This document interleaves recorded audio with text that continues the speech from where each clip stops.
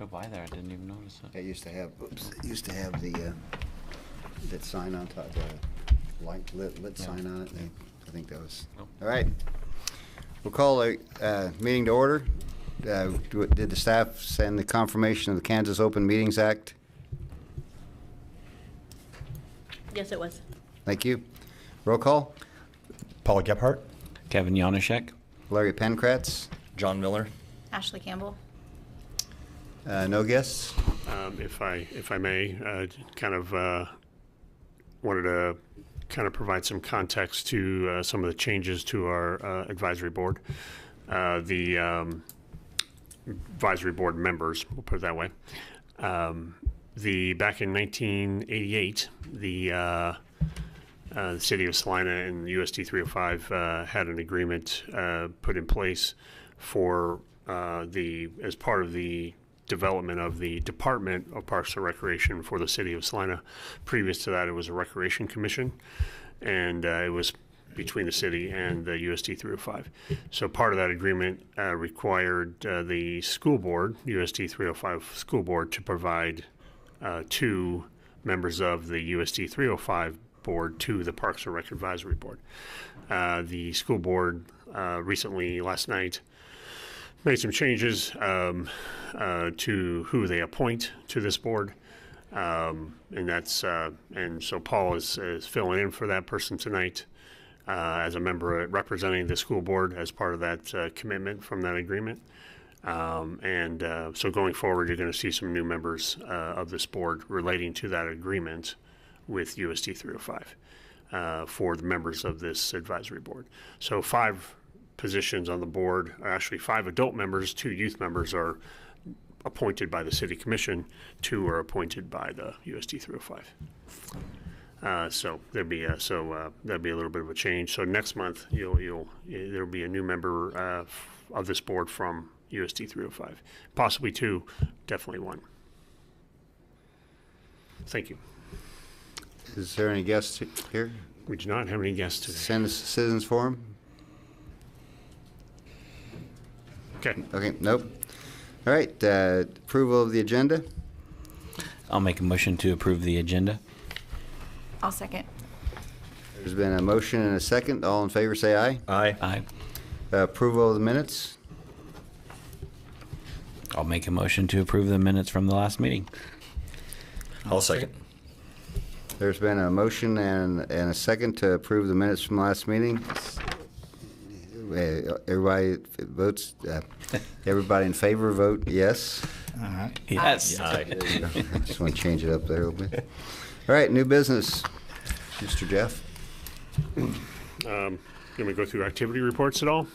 Oh, yeah, we could do that too. Yeah, okay, just making sure. Just want to see if you're watching me or not. I was listening. Activity reports, as usual, I'm going to go through some highlighted areas that I highlight. But if there's anything you wish to ask from the activity reports for the month of June, please ask. See, we have a lot of special events that occurred in our parks, and whether it be Oakdale Park or the runway at Berkeley Family Recreational Area, including the big one of River Festival. Lots of landscaping going on. Flowers finished up, flowers in Oakdale Park, and prepping Oakdale Park for that Riverfest event. You can see some results of, I think I mentioned last meeting about some of the rough opening we had for Kenwood Cove. Andrea put in here some detail about what that looked like for the month of June relating to the opening or the lack of opening or the delay of opening because of the weather and the rain. Would certainly impact our revenue. I don't have a number. She provided the revenue from the month of June. I don't have a number handy to compare that to from previous years. However, I would suspect that it's less than normal. And same thing with the day passes sold. Had some windstorms, so there's call outs for windstorms in June. Animal shelter, we've been running some specials at the animal shelter, 85 adoptions, 48 animals were returned to owners. But what the missing data from here that they did not provide was the number of intakes. We had more intakes than we had adoptions and return to owners.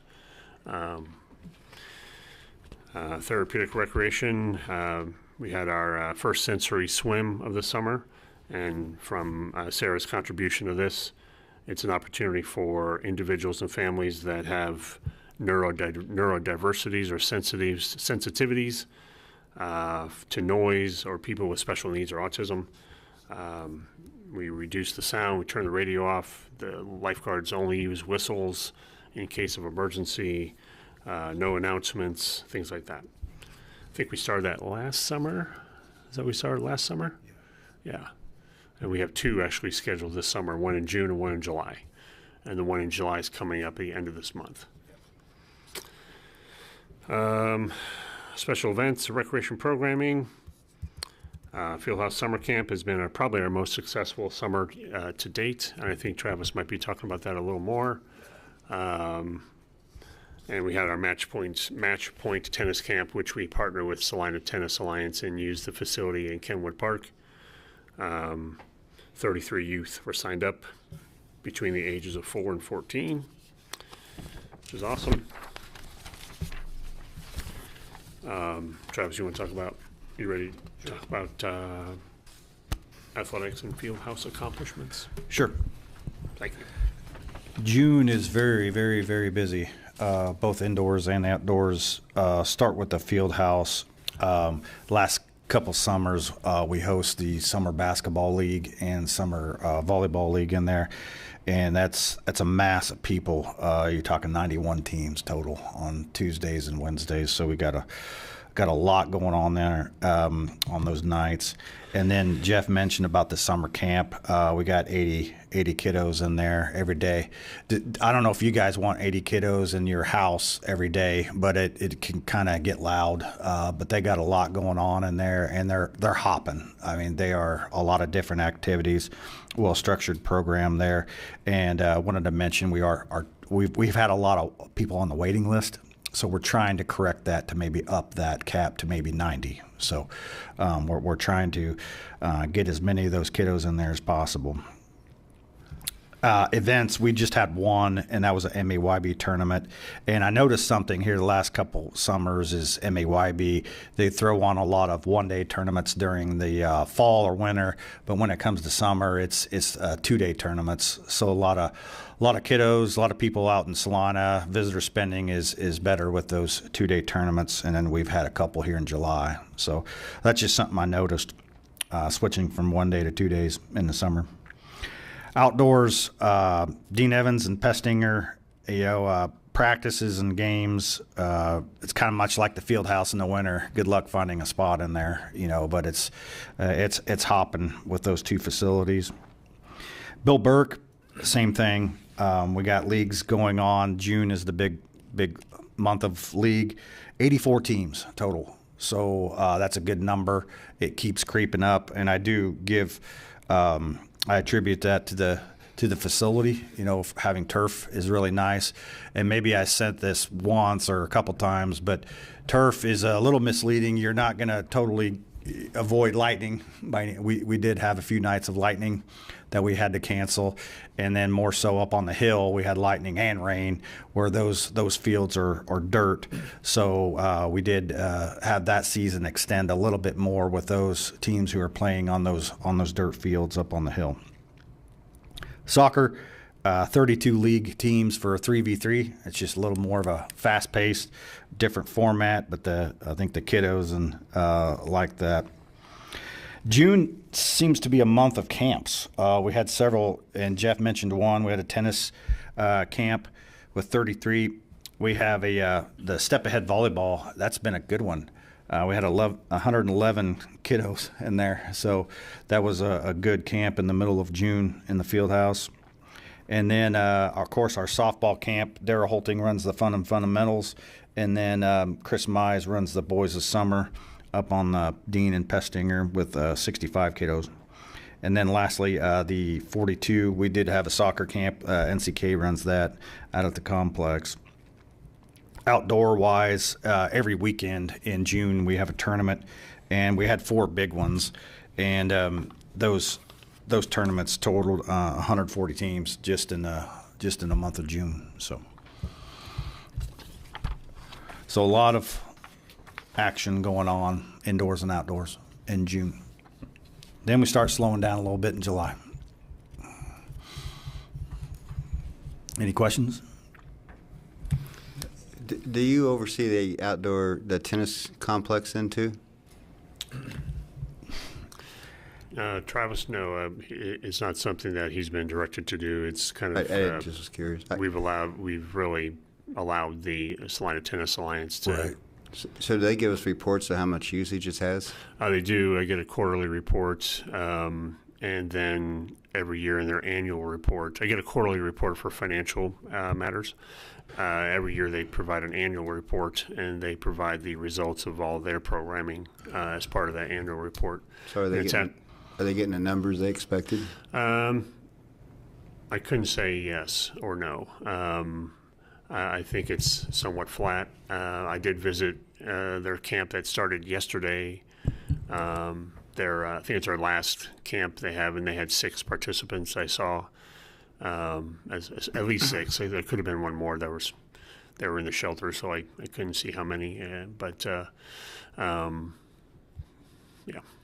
That looks pretty, but it doesn't look like it gets a lot of participation. Is kind of what I see. Yeah, I mean, as far as summer programming, I think I have not seen the numbers that I at this point in time. I think where you see the bulk of the use of that facility is during school season for boys and girls tennis, and Kansas Wesleyan tennis as well. And then the women's league really starts picking up too in the spring and the fall.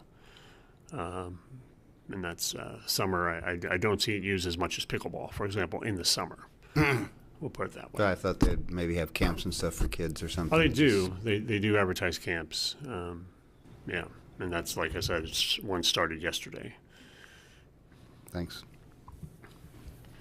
Continuing on activity reports, we have some golf information there. Looks like we got a lot of moisture helping out the course. Facilities maintenance.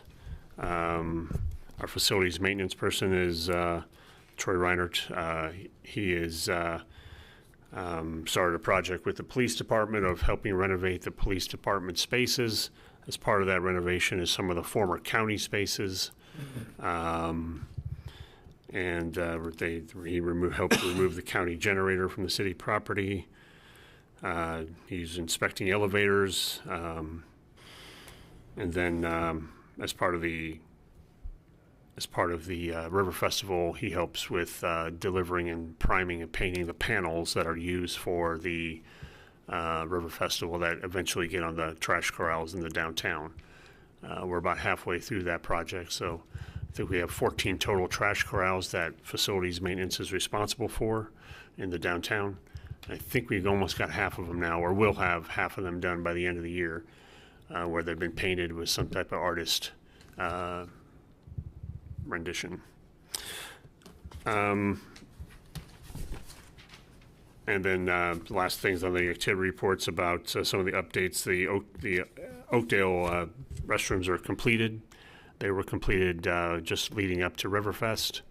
Renovated, new surfaces, new epoxy floors and walls, new fixtures, new partitions. And then we're moving pretty steadily towards Lakewood, finishing Lakewood South bathroom. The roof is on. The metal on the roof is on. It's watertight now. We're about ready to get the electric service started for that space. And that is expected to be done probably the second week of August. So we get that opened up, get that porta potty there removed, and get that opened up. I think the restrooms at the Oakdale Park really was a big improvement, especially with everybody that comes in from out of town. They're just, I mean, you know. Yeah, definitely, they're it's a outstanding. huge improvement. Yeah, it's it really, you know, I think it's a source of pride that we're able to make that kind of impact and do it internally with our own staff. with some input from contractors for plumbing and for electrical. It's really a great thing. Yeah.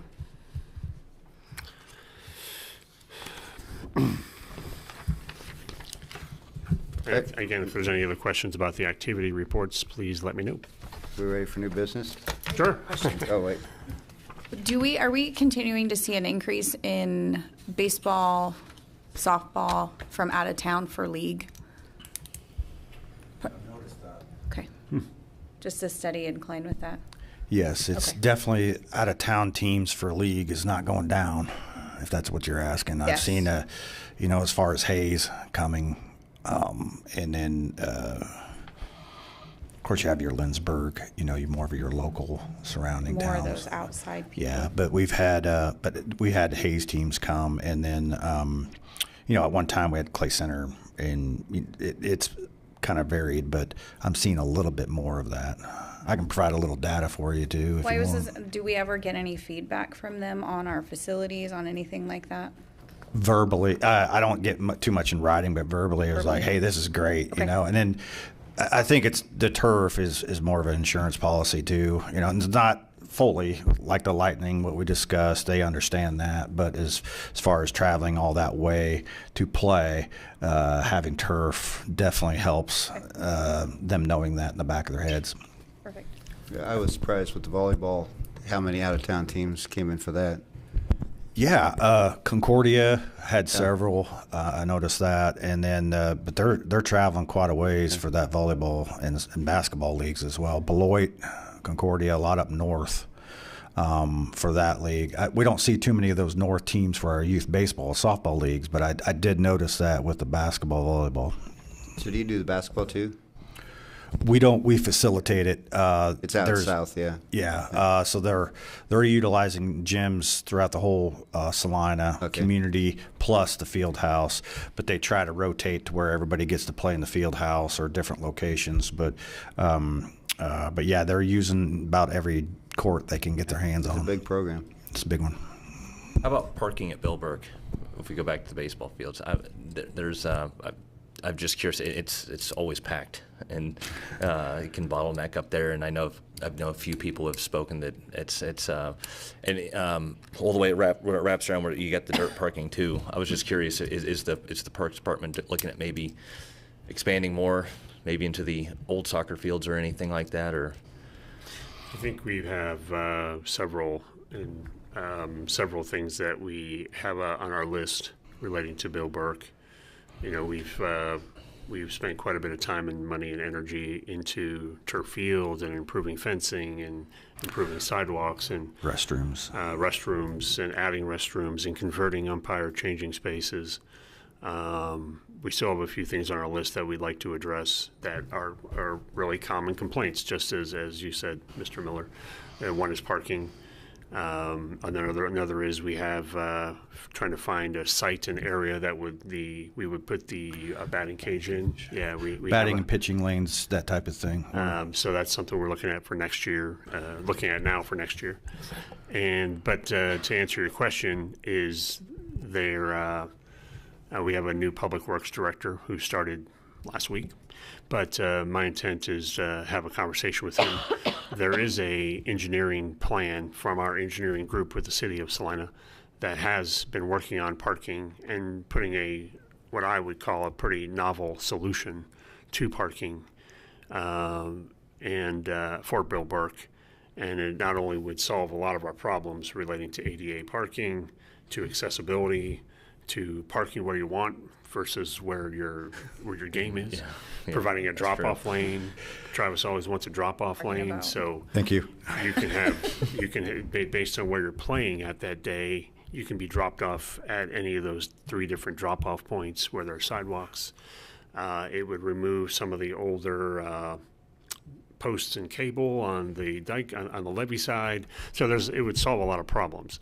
Right now, it's just not fit for Sure. public display. The city, many of our folks in engineering and planning and utilities have been very involved in the river, getting the river renewal plan up and running and getting some momentum there. and that some of those activities have pulled them away, especially with the engineering group. But I want them to get back to that so we can have a design and estimate of costs relating to what parking looks like. Based on what I saw, it's not going to be, it's going to be expensive. It's pretty aggressive. It's very novel. It's somewhat ingenious. I think it's showing some ingenuity that an engineer would show. And I'm excited someday to start talking about it publicly. I'm just not right now. Sure. Isn't one of the challenges is with the dike, you really can't drive over it except for the emergency, right? And so you really can't park over the soccer complex at all. You cannot. Right. Yep. And then there have been ideas for a solution of using the riverside closer to the river where the soccer fields are. We did an experiment there last year. It just didn't get used very much. We put some temporary parking there. We shut down the irrigation because people were parking on it. But for that northeast section, so it just didn't really get utilized because it wasn't near the fields that people wanted to use where they were playing at. So, Anything else? There would be new business? new business. We July 10th, we opened up bids for a new playground at Bill Burke Park and Kenwood Park. It's a small one at Kenwood Park and about a little over 5,000 square foot playground at Bill Burke.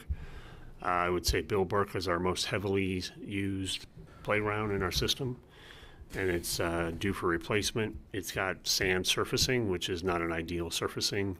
It's not ADA compliant, so that was next on our list to replace. Brett Lamer, our Deputy Parks Director, is going through those bids, and we're trying to get that in front of the City Commission on July 24th, and hopefully 28th, sorry. So that's upcoming. We are looking at for Bill Burke. We want to purchase the playground and have someone install it for us because it is a relatively big playground. The Kenwood Park being a smaller playground, we were going to purchase that and install it ourselves through our parks and park staff, and probably with some assistance from our facilities group for demo and things like that. And there's a picture in your main packet about a new sign for Tony's Pizza Event Center at Kenwood Park Drive. The previous sign had been not lit and not operational for some time, and we wanted to replace that and work with Tony's Pizza Event Center staff to replace that. Looks good. And that night, I haven't seen it at night yet. It's supposed to be lit at night. I haven't seen it yet. Old business. I talked about last month about we did a first phase of some additional sidewalk replacements at Bill Burke. That is complete. There was an item under facilities maintenance where we were backfilling. We had to raise up some of the sidewalks to get them to not hold water. They were kind of sunk a little bit, so we raised them up a bit. So we had to put some soil on either side. I believe that they might have finished with that. They still got some more soil to do, but appears we have plenty of soil at the Jerry Ivy for the sand volleyball courts because we broke ground for that yesterday. So we have a big pile of soil there. And so Bill Burke concrete, we're a little bit more sidewalk repair to do on the north end around fields 4 and 5 and 5, mostly 5, but a few around 4, 5, and 6, and 7 and 8. So we hope to get that done in the future. Yeah, raising the ones in the south end really were nice. Yeah. They had some cracks and changes in elevation, and so we wanted to get those resolved.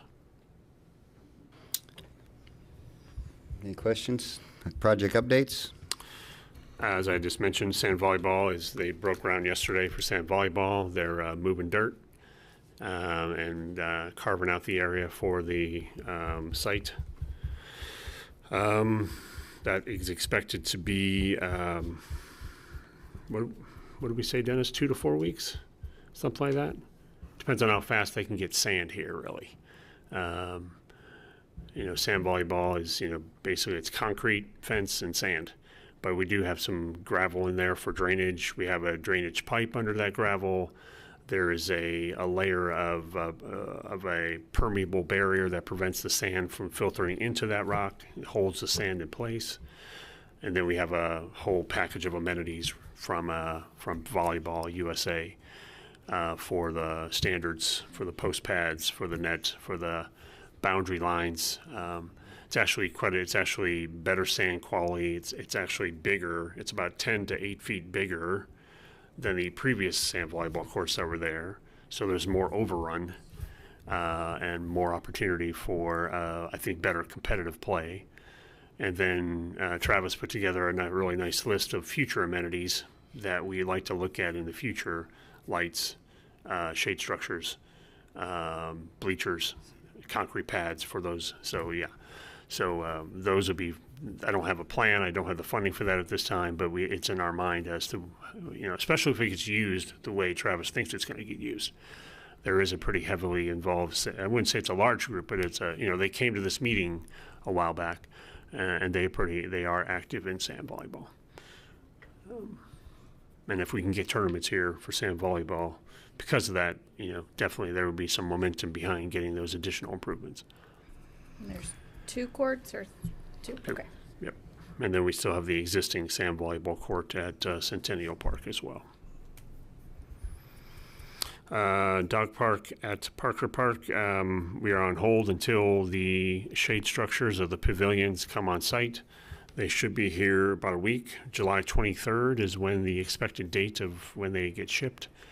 And as soon as they arrive in town, the contractor will be back there to start assembling those and finishing off the fencing.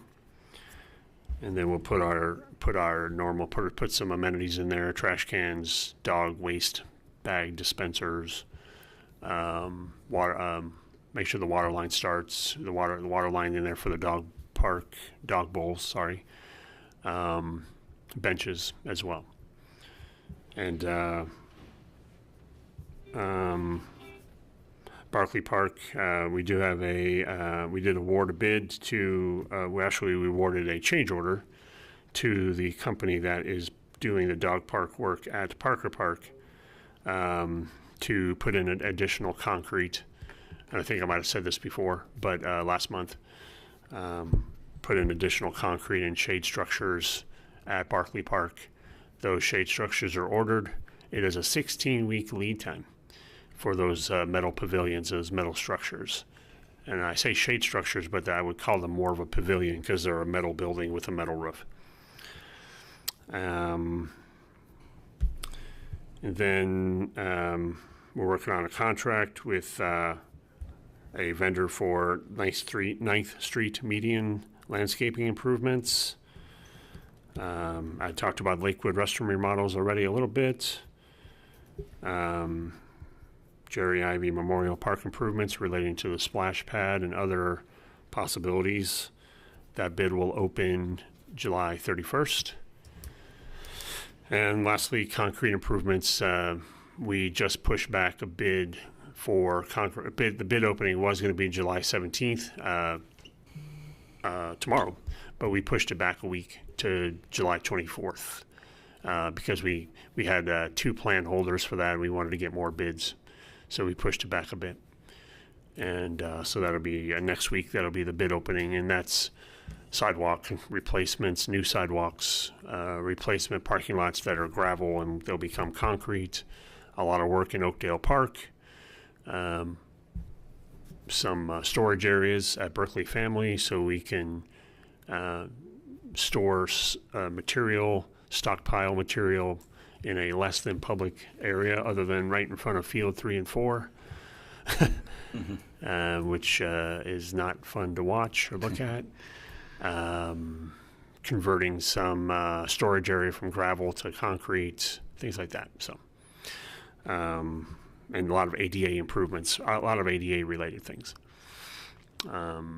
including playground ramps. Some of our playgrounds don't have ramps coming from the sidewalk into the playground, so a lot of those are part of that. So this says phase 4. How many more phases do you have? The total